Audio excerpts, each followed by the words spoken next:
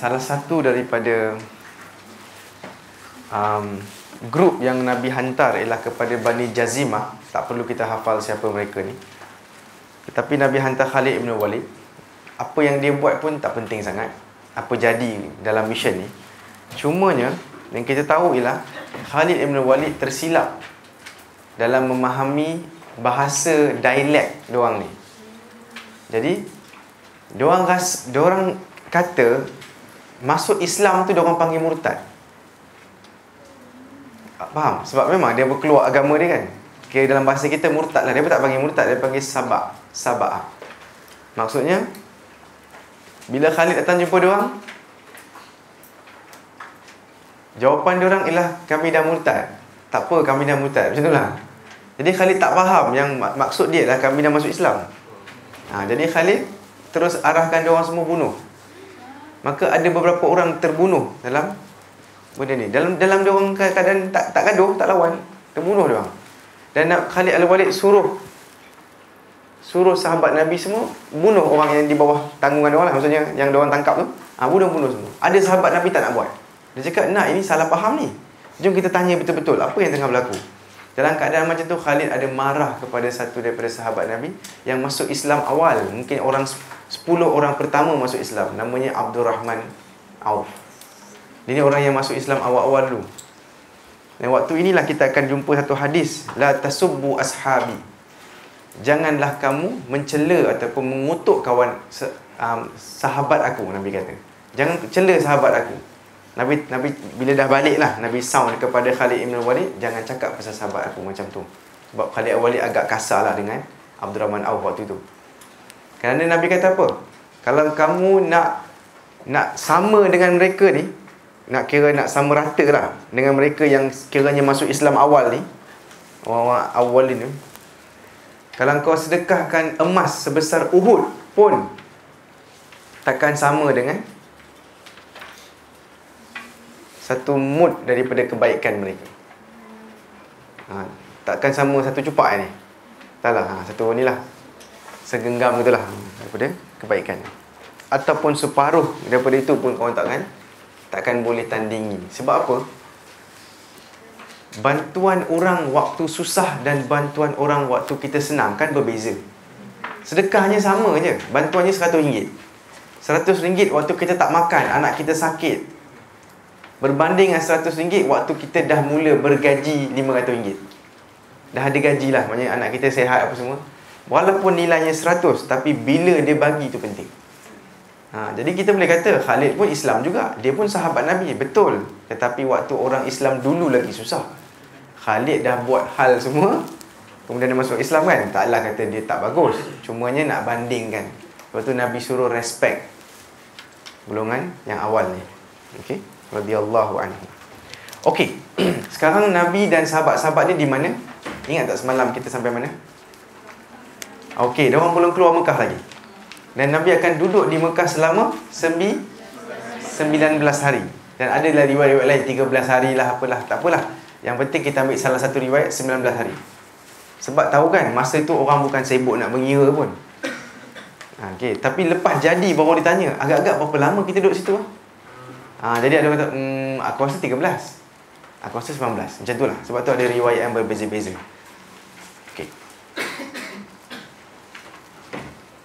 Kesnya ialah apabila Nabi dah menakluk Mekah. Saya tekan ni Mekah. Ni Mekah. Ada satu lagi area kat sini namanya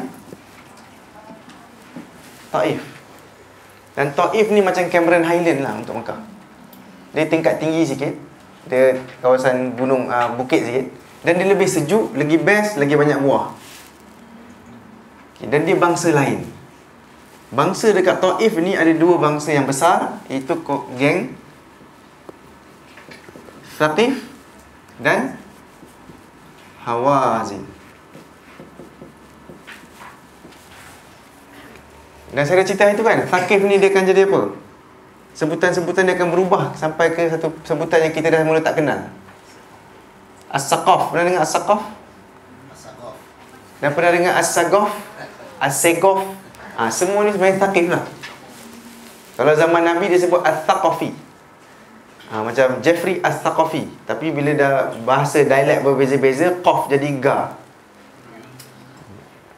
Jadi As-Saqaf. Okey. Mesir ke? Ya, macam mana sih? Kalau J ni Mesir ke banyak Mesir. Kalau jim jadi ga, Mesir. Jamaah jadi gamaah. Jamal jadi gamal. Jadi sebenarnya ada beberapa dialek lah. So sebenarnya semua orang akan ubah bahasa Arab ni. Semua ada dialek sendiri lah. Macam mana Kelantan berbeza daripada Melayu standard kan.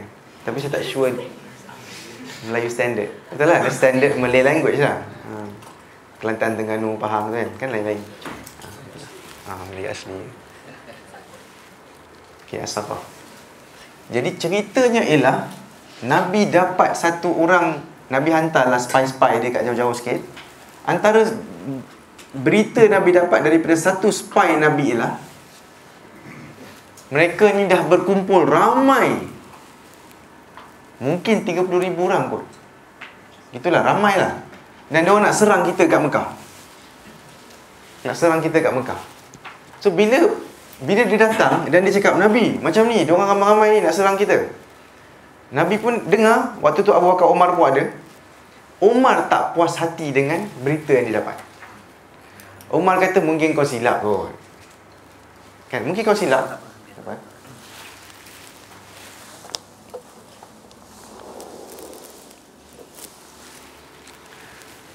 Kau fikir betul-betul. Betul ke ni? Sebab apa yang dia cakap benda besar.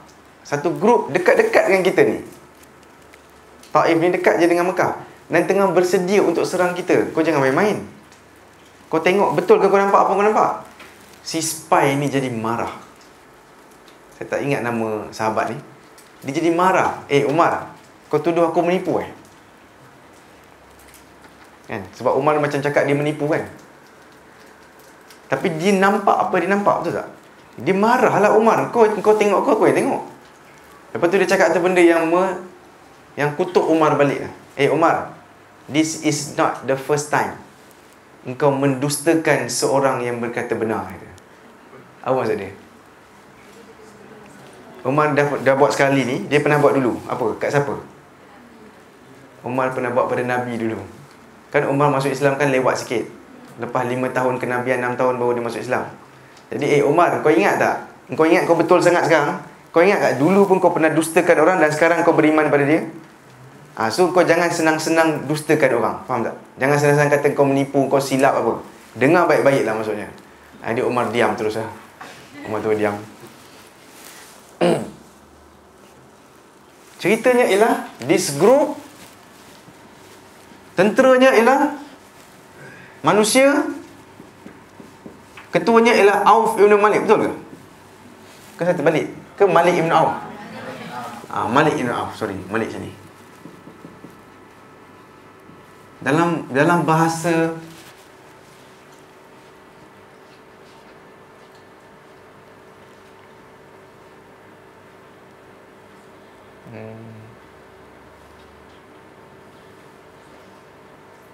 tak apa, dalam bahasa hadis tak apa. So ketuanya ialah Malik Ibn Auf. Okay, dia bawa bersama dia manusia, betul tak? Tapi dia buat something special. Dia bawa sekali binatang. Dia bawa berpuluh-puluh ribu unta, kambing. Dan dia bawa semua baby-baby semua dia bawa. Bukan baby kambingnya, baby manusia pun dia bawa. Jadi isteri-isteri semua dia bawa. Maknanya kampung dia kosong. Dia bawa semua sekali. Ini first time dalam sejarah orang buat perangai macam ni. Biasanya perempuan takkan join perang kecuali nak jadi nurse ataupun pembantu bagi air. Nabi akan bawa sikit perempuan, tapi pembantu je. Ini dia bawa semua orang, tak ada kerja tak apa, duduk situ tengok. Nak macam solat raya pula. Orang tak solat pun pergi raya solat raya, betul tak? Tahu kan hukumnya gitu. Orang yang tak solat pun sepatutnya pergi di musalla dia panggil. Tempat solat, tapi zaman sekarang kita buat kat masjid jadi orang tak boleh solat. Tak bolehlah masuk. Gitulah, jadi confuse lah. Sebenarnya solat raya semua orang pergi. Sepatutnya semua bawa baby semua, kosongkan rumah. Lepas ni kita buat sunnah tu kita buat sunnah tu insyaAllah. Jadi bila dia buat macam tu, apa dia punya logik dia apa? Dia kata kita nak berperang dengan satu geng besar ni. Jadi aku nak, ni idea dia sendiri, dia muda sebenarnya, dia baru jadi ketua. Aku nak biar masa perang, masa lawan-lawan tu, tentera tu biar, Waalaikumsalam, biar dia boleh tengok belakang dan tengok isteri dan anak-anak dia. Maksudnya ingatkan dia bahawa kalau dia kalah, dia orang ni akan jadi hamba. Dan tengok harta dia sekali. Maknanya bawa lah dia punya emas ke apa ke. Kalau dia kalah, tengok harta kau semua akan menjadi milik opponent, milik orang jahat, kira milik musuh. Itu idea dia lah. Logik juga kan. Kalau depan mata baru clear, oh betul lah kena lawan. Rupanya tak jadi dia punya taktik ni. Tak jadi. Orang lelaki dia semua akan lari berterabur juga. Tapi tak apa, sekarang kita dengar dulu dia punya sebab. Ada seorang lelaki namanya Duraid ibn Simmah. Dia dah tua dan agak-agak dia apa juga? Buta. Duraid ibn Simmah, dia tak nampak apa tengah berlaku, tapi dia pun dibawa sekali sebab dia ni ex-army. Dia dulunya panglima tentera tapi dah veteran dah, tua dah. Jadi Duraid ibn Simmah dia cakap, asal aku dengar ada punya kambing, punya unta ni, apa cerita ni? Dan aku dengar baby menangis. Kita bukan kat medan perang ke? Diorang tunggu kat mana? Tunggu kat Hunain, nama tempat ni. Hunain. Itu yang perang Hunain tu. So dia kata, what's happening? Aku tak faham. Ada orang cerita kat dia. Sebab Malik ibn Auf kata dia buat macam ni supaya. Dia pergi, bawa aku mana Malik jumpa, bawa aku jumpa dia. Dia pun sound lah Malik ibn Auf. Apa benda kau buat ni? Dia cakap ini benda mengarut ni. Salah. Hantar dia orang balik. This is not the way. Sebab, jadi Malik pun cubalah bincang dengan pakcik ni. Tak ada pakcik. Kau jangan cakap banyak pakcik. Aku ketua kan. Kau punya perang style dulu. Ni style baru. Kan? Tapi pakcik tu kata, no. Kalau kau kalah, macam perang lain-lain. Kalau menang tak apa. Kalau kalah, kau free je bagi kat semua orang depan mata. Tapi at least, kalau kau biar ada orang kat rumah masing-masing.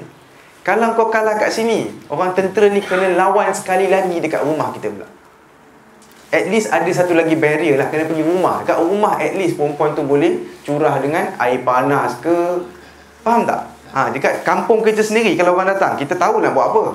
Bagi orang yang pernah tengok cerita Home Alone, dia akan faham. Tu rumah dia buat macam-macam. Pernah dengar tengok cerita ni? Semalam baru keluar kan? Sempat.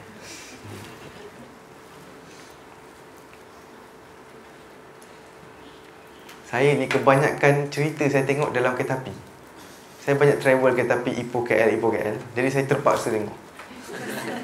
Jadi cerita Hindustan apa entahlah, layan lah. Jadi nak tengok baca buku. Kadang dah baca buku dah pening, tengok cerita balik. So dia terus juga dengan perjalanan dia.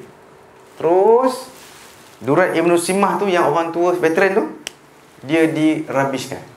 Faham? Gila kau, orang tua, kau diam. Dia kata tak, aku rasa something wrong akan berlaku. Orang Islam ada lebih kurang 12,000 orang. Ingat tak waktu diorang pergi Mekah, diorang ada 10,000. Sekarang 2,000 tu tambahan new Muslims and a few non-Muslim. Non-Muslim pun ada yang join. Kenapa ada non-Muslim join? Antara non-Muslim yang join ialah Safwan ibn Umayyah yang diberi tangguh 4 bulan tu. Saya suka O tu. Safwan ni Nabi jumpa dia bila Nabi dapat tahu pasal peperangan ni. Nabi kata, Safwan, pinjam barang-barang perang. Kan dia ada perisai semua kat rumah dia lah. Banyak lah dia ada. Dia rumah dia besar, dia anak orang kaya. Jadi Safwan pinjam barang perang, iaitu pedang dan sebagainya. Sekarang ini Safwan dikira rakyat untuk Nabi, betul tak? Kan dia dikira bawah lah. Nasib baik tak jadi hamba kan, kira okey lah ni. Jadi Safwan duk fikir, Nabi ni nak paksa rampas harta aku ke? Sebab ni harta aku ni. So dia tanya, kau ni minta pinjam ke nak rampas? Sebab kalau rampas aku tak boleh buat apa. Betul tak? Dia di bawah Nabi, Nabi ketua sekarang. Tapi Nabi bagi jawapan yang mungkin waktu itu buka hati dia sikit. Sikit lah, belum cukup lagi. Sikit. Apa dia? Jangan takut Safwan, aku nak pinjam sahaja, nanti aku pulangkan. Kalau rosak, aku baiki dan aku bagi balik. Dia kata okey. Dan dia volunteer untuk pergi observe. Boleh jadi sebab nak tengok barang dia digunakan macam mana. Barang aku yang kau ambil. Mungkin banyak barang dia. So dia nak pergi tengok. Dia tak join peperangan. Dia tengok macam tu lah. Sebab peperangan ni pun macam cerita juga kan, drama lah. Kan masa tu kan tak ada TV, tak ada apa. Mungkin ini benda-benda best untuk ditengok oleh orang lelaki. Sebagai orang third person lah. Okay. Safwan pergi. On the way pergi sana. Sekejap saya tak nak tinggalkan apa-apa. On the way pergi sana, orang Islam sangat happy sebab dia ada 12,000 tentera. Tak pernah dibuat diorang ada ramai macam ni. Kan dulu Badar 300, lepas tu 700, Uhud kan. First time 12,000, diorang tengok, wah selaut manusia ni. Ada orang yang mulutnya sikit terlebih lah. Dia cakap, macam mana kita boleh kalah kalau macam ni? No way man, kita mesti menang punya. Jadi bila cakap macam ni, Allah pun ada sebut pasal apabila kamu rasa hebat dengan bilangan kamu. Dalam surah Taubah kalau tak silap saya, yes, ayat 25 kalau siapa nak cek, idh a'jabatkum kathratukum. Apabila kamu rasa takjub dengan bilangan kamu, dan Allah akan bagi kalah first half. Allah akan bagi kalah first half kat diorang supaya orang faham bahawa kemenangan tak terletak pada bilangan. A very important lesson sebenarnya. Dalam Uhud kemenangan first half menang ke kalah? Jadi ini terbalik, tahu tak? Dalam Uhud first half kita menang, second half kalah. Yang ini first half kita kalah, kemudian kita menang. Dia terbalik dengan Uhud. Apa yang jadi ni? Bila dia pergi, kenapa si Malik Ibn Auf ni, yang orang Bani Hawazin ni, confident sangat yang dia boleh menang? Sebab itu kawasan dia. Dia tahu Nabi Muhammad and the gang tak reti punya tempat ni. So dia buat satu cara supaya nak jumpa Hunain, you kena lalu antara dua gunung tu. Diorang tunggu kat Hunain, jom, berani gaduh sini. So tapi nak lalu, you kena lalu satu tempat yang agak sempit sikit. Sempit untuk 10,000 lah. Bukan sempit satu orang masuk. Kalau macam tu 4 tahun nak tunggu habis ni. Kan, maknanya cukup luas tetapi agak sempit. Dia plan apa? Dia letakkan pasukan pemanah siap-siap dekat sebelum Hunain. Jadi bila orang Islam masuk aja, semua kena panah. Beratus-ratus, mungkin beribu panah kena. So memang masa itulah orang Islam akan berterabur. Sebab tak terfikir pun, tak sampai pun lagi dah kena serang. Kira ini ambush lah. Maka bila dah kena macam tu, orang Islam semua lari bertempiaran dan Nabi tinggal dengan mungkin 1 atau 2 orang je. Dan ingat tak Nabi punya sepupu yang penyair tu? Abu Sufyan ibnu Haris tu, Haris ibnu Abdul Muttalib tu, sepupu dia. Dia baru masuk Islam kan? Kali ini dia tunjukkan keislaman dia. Dia tunjuk betapa Islamnya, betul Islam dia tu bukan Islam takut. Dia betul-betul beriman. Tahu dia buat apa? Dalam keadaan dihujani arrow tu, dia masih pegang tali, kalau tak silap, keldai Nabi. Yes, Nabi naik keldai putih masa tu. Dia masih pegang tali keldai Nabi waktu orang lain semua dah lari. Maksudnya kita boleh bayangkan, sahabat-sahabat besar semua dah lari dah. Bukan lari takut, faham tak? Menyelamatkan diri, tapi dia lupa ada Nabi kat situ. Tapi Nabi antara orang yang tak lari. Dan yang pegang tu sepupu dia baru masuk Islam semalam lah kiranya. Pegang tali tu Abu Sufyan, bukan Abu Sufyan yang A tapi yang B. Ingat dia pegang. Dan waktu tu dia cerita dalam hadis, aku tahan supaya takut Nabi ke depan lebih-lebih sangat. Nabi nak ke depan je. Nabi tak kira kau bagi apa pun, dia nak ke depan juga. Dia orang tahan, takut Nabi kena. Dan waktu itu Nabi naik, Nabi mengikut atur riwayat, dia naik atas keldai, dia berdiri dan dia jerit. Itu lagi bahaya kan? Maknanya aku Nabi. Kalau cakap aku Nabi lagi orang target kan? Sebab nak kena bunuh ketua dulu. Tapi Nabi tak kira benda tu lah. Dia kira apa? Kesatuan dulu. Sebab kita tengah berterabur ni.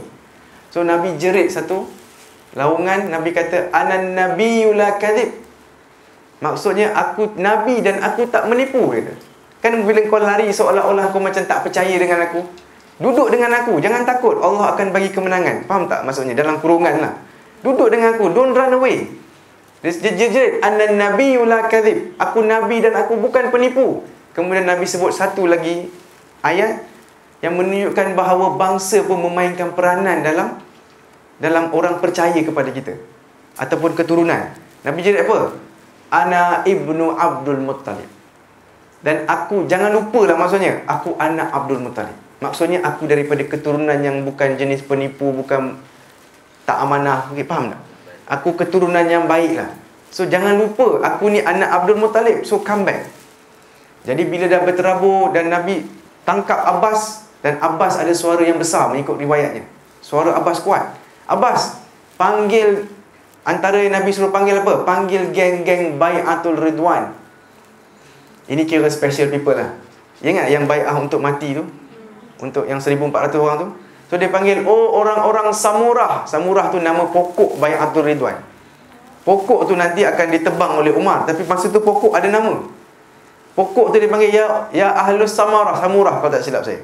Geng-geng Samurah, come back. Maka diorang dengar balik. Diorang kata, bila dengar dalam hadis dia sebut, kami ni macam bukan kambing, dia sebut lembu. Macam lembu yang hilang tuan tau. Berkeliaran, tapi dengar tuan panggil, semua datang balik. Masa datang balik tu Nabi kata apa? Bila dah ramai balik kan kalau kita dah berterabur. Bila datang balik dan dah dapat cover sikit, Nabi kata apa? Al-an hamiyah, hamiyatul watish. Maksudnya, sekarang baru kita boleh perang, kata. Sekarang baru diorang tengok siapa kita. Faham tak? Tadi kan diorang macam, diorang tengok kita berterabur. Sekarang kau akan tengok siapa kita. Itulah. Sekarang baru perang. Masa Nabi tengah terabur-terabur tu, ada seorang lelaki datang kat dia. Dan dia ni pun saudara Nabi juga. Namanya Syaibah. Waktu ni bila dah terabur macam ni, ada orang dalam grup Nabi sendiri nak cuba bunuh dia. Kan saya cakap ada orang baru masuk Islam. Dan ada orang yang macam separuh lah, suku lah, 3 suku semua ada. So, ada orang yang iman dia belum masuk lagi lah. Mungkin cakap kat mulut je kot. Jadi Syaibah antara orang.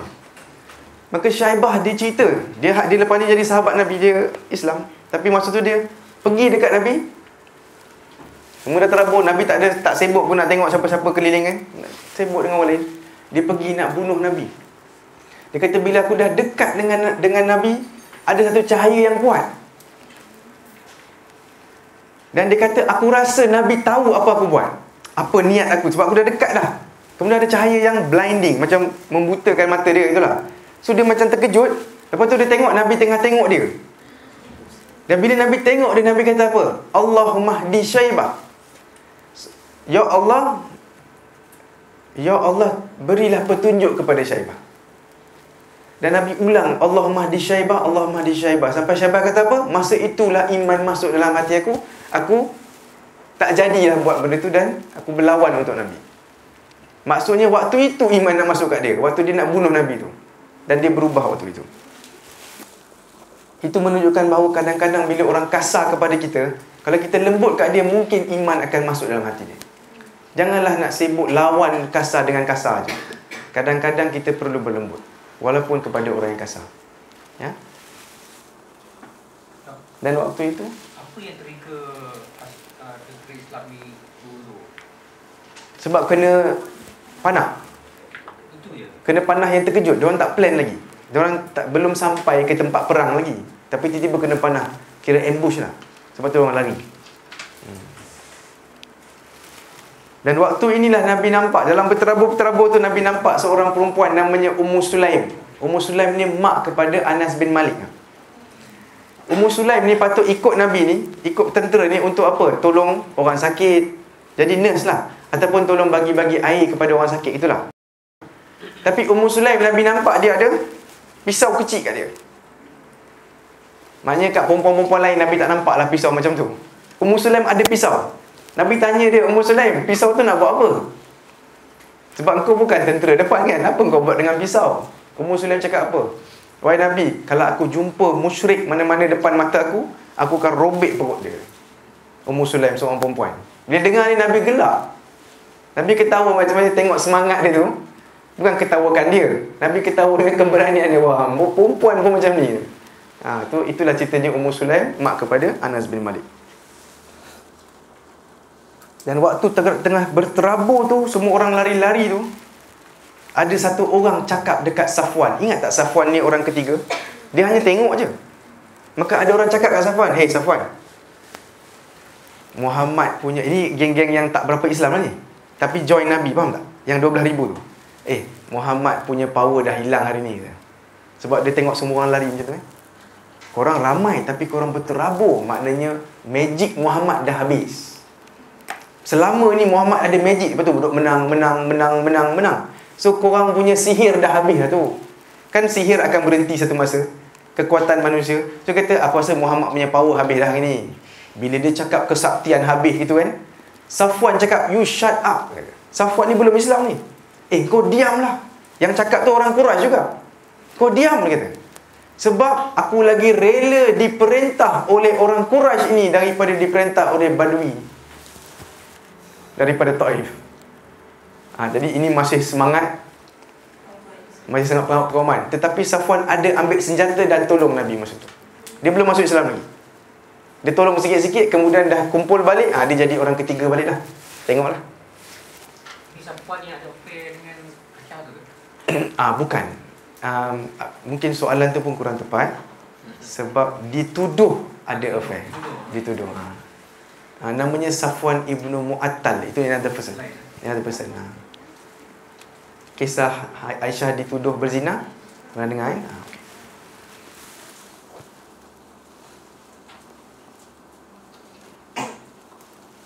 Kemudian bila second half tu, kalah lah diorang. Bila dah sampai balik, kemudian diorang kalah, diorang banyaknya lari. Bila kena serang dengan orang Islam, banyaknya lari, tinggalkan harta dia semua. Dan Nabi bila orang, diorang cakap diorang dah lari, kau tengok harta diorang bawa untuk kita, Nabi kata. Tak payah kita cari. Diorang bawa, dan diorang bawa bukan sikit tau. Untanya 24,000, betul tak? Kambing aja 40,000. Dan apa lagi? Orang ada 6,000 terdiam gitu, jadi hamba free-free aja. Jadi bila dapat unta banyak sangat, Nabi letak harta ni semua dekat satu tempat namanya Ji'ranah. Pernah dengar? Ataupun Ja'ranah. Pernah dengar? Ini ialah miqat untuk orang Taif. Kita belajar kat sekolah kot dulu. Ni ada. Miqat untuk Taif. Dan ada kalangan kita memang akan keluar untuk buat umrah, dan saya saja nak try Ji'ranah, lepas tu try apa. Gitulah. Ji'ranah. Letak dekat Ji'ranah. Sebab ada orang buat umrah dan dia akan ulang umrah dia, faham ke? Dia dah masuk, dia akan keluar. Dia kata ini sunnah Nabi sebab bermiqat berihram di Ji'ranah. Sebenarnya betul Nabi buat, tapi Nabi dah memang kat sana. Bukan Nabi dah masuk Mekah, keluar Ji'ranah, masuk balik pergi Zulhulaifah. Faham? Bukan macam tu. Tapi Nabi memang dekat Taif. Habis ini Nabi akan masuk dan berihram untuk buat umrah. Ingat tak tadi Nabi masuk Mekah tak ada ihram? Sekarang Nabi akan masuk dengan ihram dari Ji'ranah. Lepas semua ini, isu ni selesai lah. Isu ni banyak lagi ni. Harta dikumpulkan di mana? Di satu tempat nama Ji'ranah. Sementara Nabi buat apa? Kejar diorang sampai Taif. Diorang kan datang ke Hunain. Nabi kejar diorang sampai Taif. Taif pula susah nak kalahkan diorang. Ni tentera yang sama lari balik rumah lah ni. Bayangkan, dia tinggal anak, isteri, unta, kambing semua. Tapi dia yang lari. Patut tak lari sebab diorang ada sini. So diorang lari sampai ke Taif. Diorang duduk dalam gerbang-gerbang mereka. Rupanya penduduk Taif pun ada kubu-kubu ni. Style hidup di Taif pun macam orang Yahudi sikit. Diorang ada kubu diorang, KUBU. Fortress. Orang Arab, dia ada rumah sebiji. Tapi diorang rumah ada dalam komuniti berpagar. Banyak ada gerbang, tutup, kunci. Orang nak datang kena panjat. Bila sambil you panjat, diorang letak air panas je, habis, mati dah. Simple aja diorang punya konsep. Jadi susah nak penetrate gerbang ni. Itu tujuan diorang ada gerbang ke pintu-pintu macam ni. Kira ada tembok lah. Dia macam kota kan.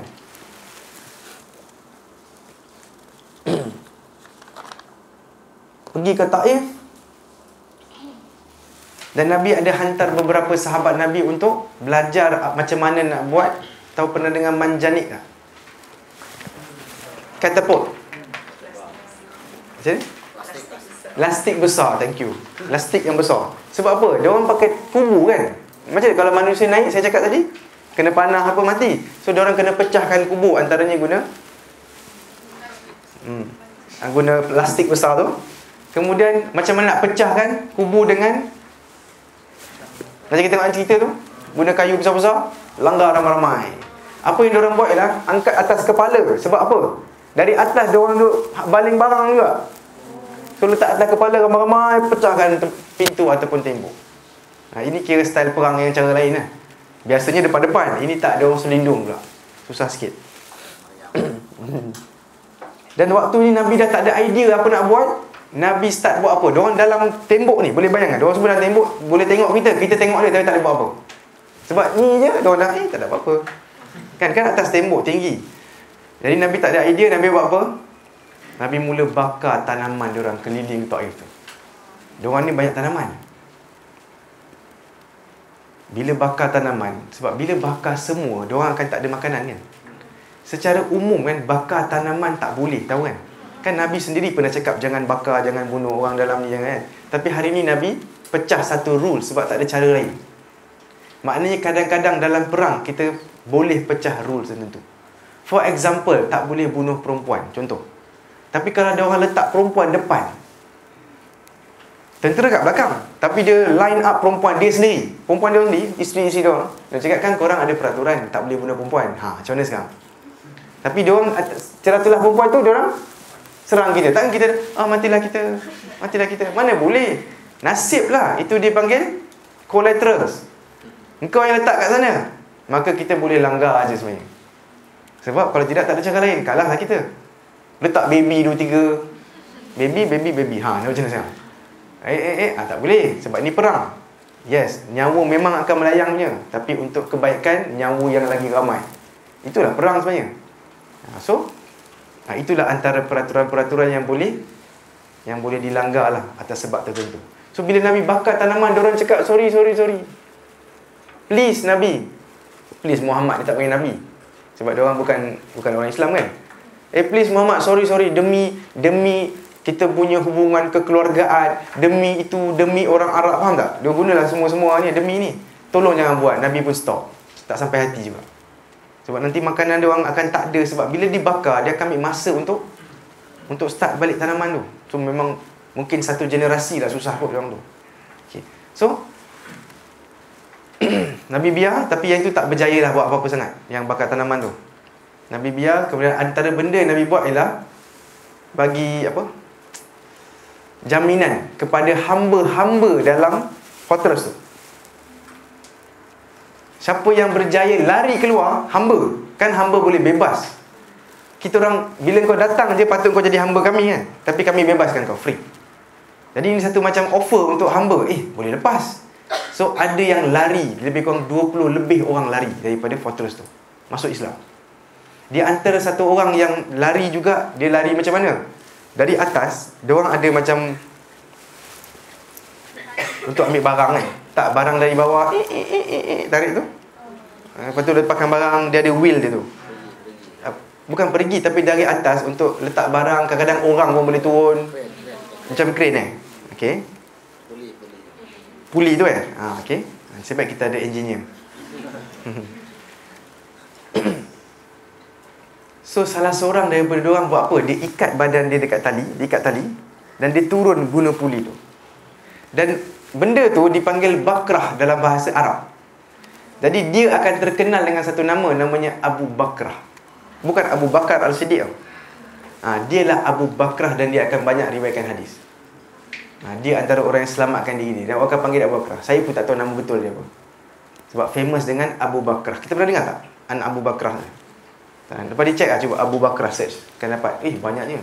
Sahih Muslim ada, Sahih Bukhari ada. Macam sahabat Nabi lah radhiyallahu anhu. So bila Taif dah tak boleh nak penetrate, tak boleh. Taif ni rupanya orang Taif dan kubu Taif sangat degil. Kubu dia degil, maknanya susah nak penetrate, susah nak masuk. Orang dia pun agak degil. Kita akan tengok nanti. Diorang last baru masuk Islam. Last sekali. Itu pun nanti saya cerita. Punya degil ni diorang. Kita boleh bayang Taif degil. Okey, nanti kita cerita macam mana. Dan dia banyak songeh lah geng. Ni geng banyak hal punya. So lepas 12 hari cuba, yang banyaknya mati kita je. Dia susah kita nak masuk. Maka Nabi kata apa? Jom kita balik. Tapi sahabat Nabi bersemangat. Kan Hunain dah menang, sambung dengan Taif punya perang. So kadang-kadang akan disebut dua perang tau, perang Hunain dan perang Taif. Sebenarnya dia sambungan je. Dan ada satu lagi, perang Autas namanya. Tapi tak payah, kita tak belajar perang Autas tu, sebab dia macam smaller perang daripada ni lah. Diorang kejar lagi orang lari lah ceritanya. Okay, so Nabi kata jom balik sebab nampak gaya macam susah nak menang. Tapi sahabat Nabi semangat lagi. Dia kata, no Nabi, bagi 1-2 hari lagi, tengok kita pecahkan diorang. Nabi kata okey. Tapi bila besoknya lagi ramai orang cedera, sahabat Nabi sikit datang kat Nabi balik. Nabi jom balik lah. Bila macam tu, macam Nabi macam kita, Nabi pun senyum. Seolah-olah Nabi dah dapat wahyu bahawa dia memang takkan boleh penetrate. This time memang tak boleh. Ini bukan cara orang Taif akan masuk Islam. Tapi sebab sahabat Nabi macam berkeras, Nabi kata tak apa lah, tengok satu hari macam mana. Dan diorang sendiri akan datang kat Nabi, jomlah kita balik. Lagi banyak sakit ni, sebab kena air panas apa semua, minyak panas dan sebagainya. Okey, baliklah Nabi. Dan on the way balik, yang Nabi ketawa bila jawapan diorang tu ada dalam Sahih Bukhari. Siapa nak check lah kalau rajin-rajin. Dan lagi satu, ada orang tanya saya, kenapa tak bagi dalil untuk setiap satu? Penat lah kita, korang garanti tidur punya. Dan diriwayatkan daripada Tirmizi, dia mengatakan memang tidur lah. Sebab apa? Dalil untuk 2 hari, 1 hari ni ada lebih kurang 50 ke 70 lah. Mungkin 100 kot. Faham tak? Saya akan sebut 100 nama Bukhari, Muslim, Ibn Majah, Abu Dawud, Al-Bidayah wa Nihayah, Sunan Tirmizi. Faham tak? Saya kena sebut semua ni. Korang garanti tidur. Okay. So kalau senang, shortcut apa tahu? Beli je buku. Buku tajuknya Ar-Rahiqul Maktum kalau bahasa Arab. Dalam Inggeris, The Seal Nectar. Dalam Melayu, kita semua tahu dah. Dalam grup dah ada. Dalam grup ada apa tu? Sirah Nabawiyah. By Safiur Rahman Al-Mubarakpuri. Dalam tu semua dia ada footnote. Dari mana. Okey. Alright. Kemudian ada orang bagi cadangan kat Nabi. Nabi, doakan orang Taif ni. Kita ingat tak sejarah Taif ni? Ingat tak sebelum hijrah, sebelum Isra' Mi'raj, Nabi dah pernah kena bully dengan diorang dah. Degil dengan diorang ni. Nak duduk dengar pun tak nak. Diorang bully Nabi, halau dengan batu lagi. Budak-budak paling batu kat Nabi. Lepas tu sekarang ni nak masuk tak boleh, nak bincang pun tak boleh. Dan memang dalam keadaan semua ni ada orang. Hari tu malaikat cadangkan pada dia, nak ke aku rosakkan dia Taif ni, bagi mati semua orang. Settle lah, settle. Kan? Dan Nabi kata tak apalah, aku harap anak-anak diorang masuk Islam kan. Tetapi sekarang ada orang Islam sendiri tanya Nabi, Nabi, apa kata engkau doakan hancur diorang semua? Doakan kehancuran. Nabi kata tak, aku akan doakan semoga mereka mendapat hidayah. Dan memang dia akan dapat hidayah, tapi macam susah payah lah. Okey, ingat tak barang-barang rampasan perang dekat Ja'ranah tu, ataupun Ja'ranah? Tertinggal dekat situ sebab ramai, banyak ni, ada orang tukang jaga lagi, sebab banyak sangat. Harta ni semua orang Islam punya. So apa yang Nabi buat? Nabi tunggu lagi seminggu untuk kedatangan Hawazin kat sana. Nabi masih harap, geng Hawazin ni, kan harta kau semua kat sini, takkan kau tak datang balik? Datanglah balik, kita bincang lah. Boleh bincang. Tapi Hawazin tak balik-balik. Nabi start distribute, start bagi harta kat orang.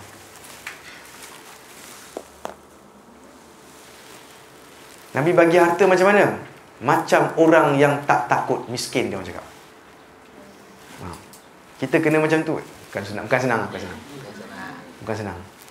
Nabi bagi harta macam orang tak takut miskin. Dan bukan macam raja, memang macam Nabi.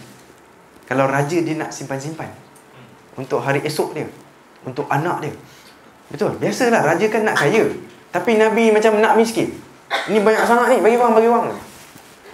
Maka Nabi panggil orang, mari sini. Ramai betul orang yang dapat 100 ekor unta dan 1 uncang emas. Macam perak ke emas tak pasti, tapi 1 uncang je. Bagi. Dia sebut nama. Aqra' ibn Habis, mari sini, ambil 100. Dan Nabi akan panggil siapa tau? Nabi tak panggil seorang pun orang Ansar untuk terima 100 ekor unta. Dan orang Ansar dah mula sikit rasa kecil hati, dia duduk tepi-tepi tengok je. Dan ada bunyi-bunyi pula. Orang Ansar bunyi macam mana? Kau tengok Nabi, dia bagi kat geng dia je. Sebab yang dia bagi kat orang Quraisy, iaitu orang dari Mekah, baru masuk Islam. Dan Nabi tinggalkan orang Ansar kan. Yang lagi teruk apa? Bagi kat orang kafir. Orang yang separuh Islam. Siapa separuh Islam? Safwan kosong Islam. Yang separuh seorang lagi, Abu Sufyan separuh Islam. Ingat tak, dia tak percaya yang Nabi-Nabi tu, tapi dia main cakap je. Jadi Nabi panggil dia, Abu Sufyan, come here. Separuh Islam ni, come here, ambil 100 ekor unta. Dan Abu Sufyan boleh tanya pula, sebab dia kan orang besar-besar dulu. Dia tanya, by the way, anak aku dapat tak? Dia dah bagi kat dia 100 ekor unta macam 100 biji Mercedes tau. Mahal ni. Tapi dia boleh tanya lagi, Muawiyah dapat tak? Nabi kata, okey, Bilal siapkan 100 ekor unta untuk Muawiyah. Kemudian dia tanya lagi, Yazid dapat tak? Anak dia seorang lagi. Yes, Yazid mari sini. Bilal siapkan 100. Maknanya family Abu Sufyan dapat 100 ekor unta seorang satu. Banyak ni. Happy lah dia. Dan waktu inilah, kalau tak silap, Abu Sufyan sebut apa tahu? Bila aku tengok dia memberi dan memberi, lama-lama terbuka hati aku. Maknanya ini bukan rasuah, tapi ini, dan ini bukan show tau. Show, bukan cek yang 10,000 orang tunjuk tu, ambil gambar tu. Bukan, ini show. Tapi ini orang tu betul-betul faham. Tengok saya, kau ni memang tak kisah pasal duit. Maknanya kau betul-betul bertawakal kepada Allah. Dan kau betul-betul buat semua ini bukan kerana dunia.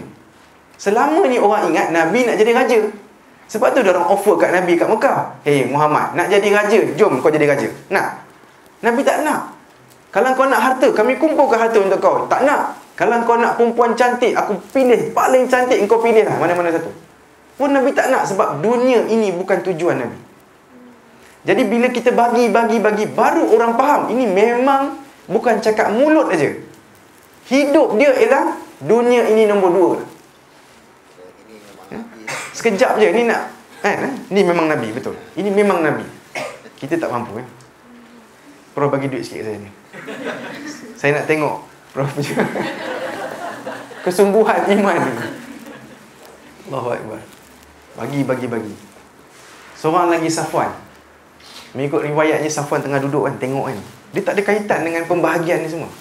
Apa dia dapat? Sebab Nabi pinjam, Nabi bagi balik. Tapi Nabi panggil Safwan ni, yang bukan Islam.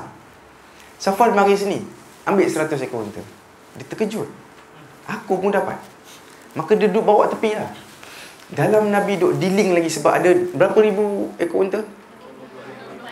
Yes, 100 kan lambat nak habis. Betul? Kena berapa orang nak dapat? 200. Dia dalam Nabi bagi. Ni penat ke je ni? Safwan masih kat sana lah, tengok semua ni kan. Kan macam drama untuk dia. Nabi panggil Safwan sekali lagi tau. Dan Nabi suruh Bilal siapkan 100 untuk Safwan. Dapat 200. Maknanya Nabi tak puas hati, dia tak Islam lagi sebenarnya. Faham tak? Seolah-olah. Dia tak sebut dalam hadis ni. Tapi kita boleh bayang apa yang dalam fikiran Nabi mungkin. Bayangan. Belum lagi kan? Tengah bagi-bagi kat orang, Safwan masih kat sana. Safwan, come here. Ambil lagi 100. 300 Safwan sorang-sorang dapat. Ini anak seorang yang jahat, yang bully Bilal, yang kemungkinan Safwan pun join sekali bully Bilal sikit-sikit. Dan dia juga berperang lawan Nabi, tapi Nabi bagi 300 ekor unta, yang mungkin dalam zaman kita mungkin 1.5 juta gitu lah kot. Free aja, Zaz ambil kau. Dia makin terkejut lah. Makin terkejut, tapi dia diam je. Dia macam rasa macam dalam dream lah kot. Tiba-tiba dalam Nabi bagi-bagi tu, kita ni kalau dalam bab bagi makan, kita boleh tanya lagi, bolehkah kita menjamu orang bukan Islam? Betul tak? Saya nak buat kenduri, bolehkah saya jemput orang bukan Islam? Sebenarnya soalan ni tak payah tanya. Sebenarnya patutnya you jemput orang bukan Islam. Biar dia tahu you suka jamu diorang. Biar dia tahu you tak kisah pasal duit. Biar dia tahu bahawa orang Islam memang baik. Bukan tunjuk baik, memang baik. Bukan cakap saja kita orang Islam sangat pemurah, tapi mana duitnya tak ada. Mulut aja cakap kita sangat memuliakan tetamu, tapi tak pernah bawa tetamu datang rumah. Tipu kan? Cakap mulut aja. No, kita kena sentiasa welcome orang. Dan masjid-masjid yang ada berpuluh-puluh ribu tu, dalam tabung masjid kita, berpuluh-puluh ribu tau dalam tabung. Diorang akan simpan. Allahu Akbar.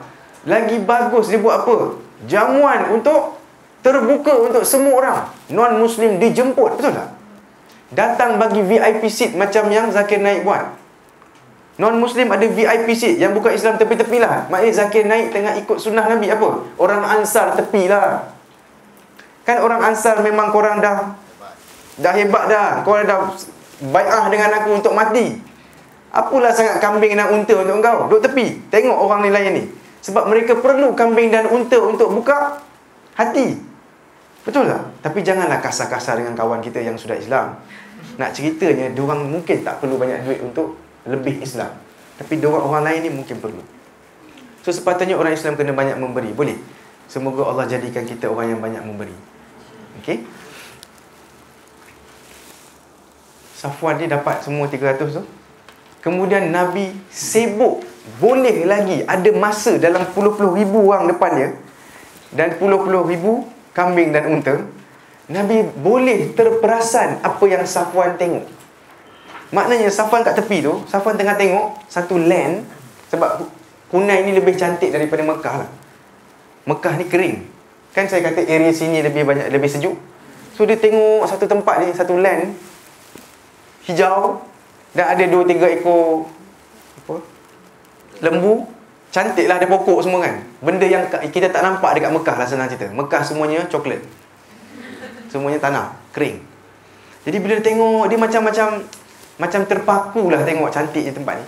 Nabi tanya dia, Safwan, kau tengok apa? Dia kata, aku tengah tengok land ni si kafir ni.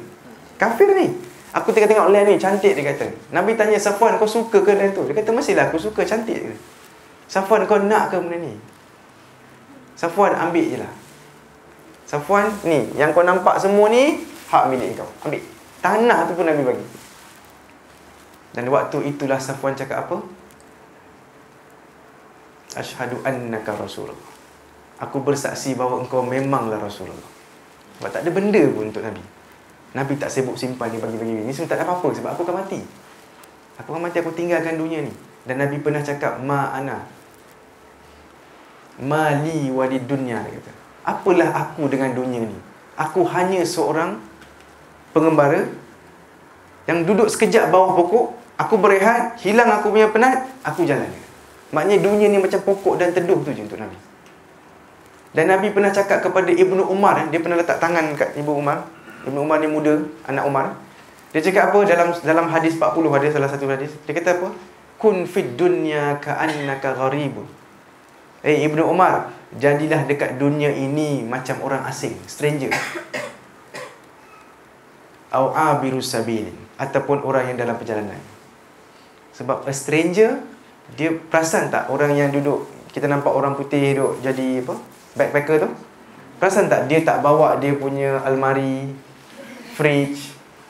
Tak boleh bawa, betul tak? Isunya tak boleh bawa. Dia akan bawa apa yang sangat penting. Dan makin lama dia travel, makin pandai dia, makin kecil beg dia sebenarnya. Dia tahu apa yang sangat penting. Macam itu kita kena hidup kat dunia ni. Bukan sibuk angkat semua, tarik-tarik sampai tak boleh jalan. Sebab apa? Nak bawa rumah 3 biji. Faham tak? Maknanya ini semua tak dalam hati lah. Beli, tapi tak letak dalam hati. Boleh faham ke? Faham kan? Tak ada kat hati. Yang kat hati kita ialah amalan kita bawa. Yang kita mampu untuk kendong untuk jumpa Allah. Itulah perumpamaannya. Semoga Allah jadikan kita macam stranger ataupun abirus sabil, orang yang travel. Amin. Waktu Nabi bagi-bagi ni, ada seorang lelaki namanya Zul Khuwaisirah. Pernah dengar Khawarij? Pernah dengar Khawarij? Okey, dia ni kira bapa Khawarij.